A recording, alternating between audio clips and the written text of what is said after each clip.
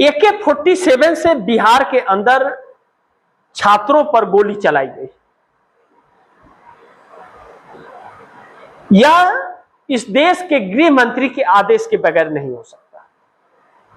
दिल्ली में pellet gun का इस्तेमाल किया गया, यह बगैर गृह मंत्री के आदेश का नहीं हो सकता। लाठियां चलाई गई, यह बगैर गृह मंत्री के आदेश का नहीं हो सकता। टीयर गैस छोड़े गए जो एक्सपायरी थे, यह बगैर गृह मंत्री के आदेश का नहीं हो सकता। बिना वर्दी के गुंडे आए, बगैर इजाजत का नहीं हो सकता। और रिटायर्ड अफसरों को इसमें शामिल किया गया वर्दी में, यह बगैर इस गृह मंत्री की इजाजत का नहीं हो सकता। और जब नहीं है तो छात्र आंदोलन के साथ जो धोखा इस सरकार ने किया है, तो इंडिया गठबंधन ने अमित शाह के इस्तीफे पर हथौड़ा चला दिया है और अमित शाह इससे बच नहीं सकते। इस्तीफा तो उनको देना पड़ेगा, क्योंकि अब जेन जी का आंदोलन भी बैक हो रहा है, फिर वापस 24 घंटे बाद आने का ऐलान हो चुका है।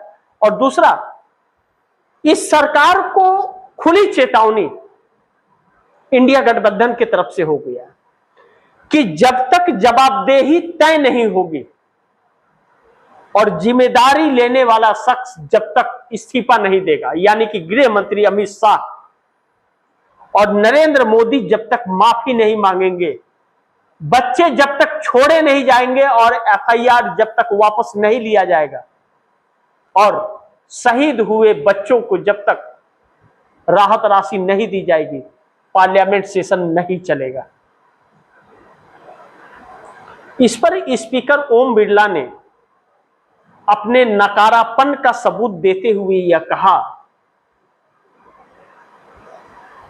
कि अगर विपक्ष हुड़दंग मचाने की कोशिश करेगा तो हम कार्रवाई करेंगे। क्या कार्रवाई करेगा? एक कायर शख्स,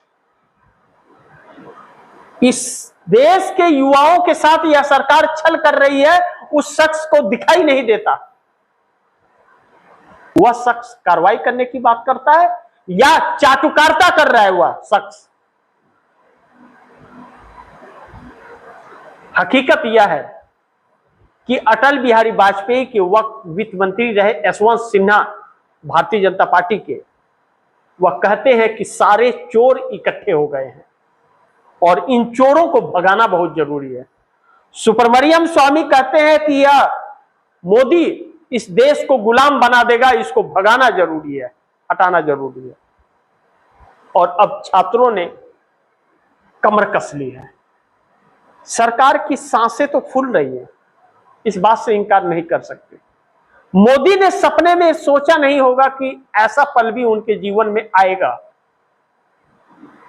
लेकिन मोदी के साथ अब यह देश वह काम करेगा कि आने वाली कई पीढ़ियां कांप जाएंगे और विश्व में एक संदेश जाएगा कि जब जब तानाशाह इस देश में, किसी भी देश में आएगा, तो उसके साथ उस देश का जेन जी यही हर्ष करेगा।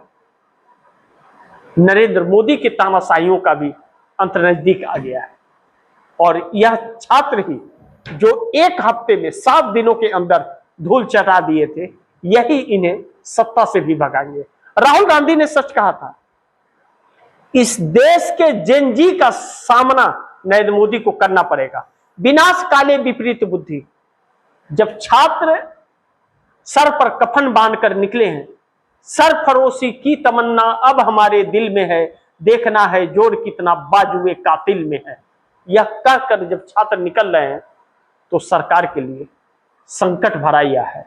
इस बात से हम इनकार नहीं कर सकते। लेकिन एक बड़ी महत्वपूर्ण बिंदु है कि पूरे विश्व में इस देश की सरकार पर थूक रहे हैं लोग, और इसे शर्म नाम की चीज नहीं है। इस सरकार को, कितनी कायर सरकार है कि पर्दे के पीछे भागती है। मोदी साहब नजर नहीं आ रहे, मीम बना रहे हैं हमारे देश का प्रधानमंत्री। अब बच्चे कह रहे हैं 56 इंच का छोटा बंदर, भाग नरेंद्र, भाग नरेंद्र। और युवा एक बात और कह रहे हैं कि चंदा चोर कहां मिलेगा? बीजेपी के दफ्तर में। वोट चोर कहां मिलेगा? बीजेपी के दफ्तर में। कायर प्रधानमंत्री कहां मिलेगा? बीजेपी के दफ्तर में। सोचिए, आपने कभी भी सपने में सोचा था कि इस देश में कोई ऐसी सरकार आएगी, कोई ऐसा प्रधानमंत्री होगा जिसको लेकर के ऐसे नारे लगेंगे? विश्व की मीडिया इसे बड़ी प्राथमिकता से और हेडलाइन में दे रही है, फर्स्ट पेज। इस देश की मीडिया अभी भी तलवे चाटने का काम कर रही है सरकार से मिलकर।